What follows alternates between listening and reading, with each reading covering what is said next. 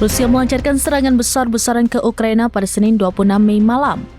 Serangan itu diluncurkan seusai drone Ukraina menembak helikopter Presiden Rusia Vladimir Putin.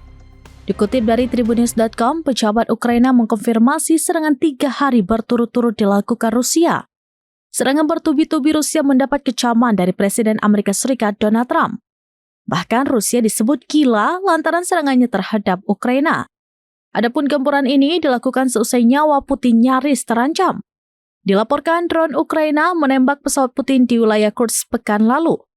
Serangan itu terjadi saat Vladimir Putin mengunjungi wilayah perbatasan.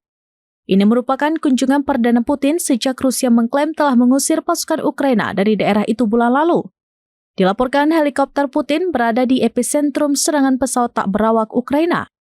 Sejumlah drone Ukraina dilaporkan menyasar helikopter Putin dalam skala besar dalam kunjungannya pada 20 Mei 2025.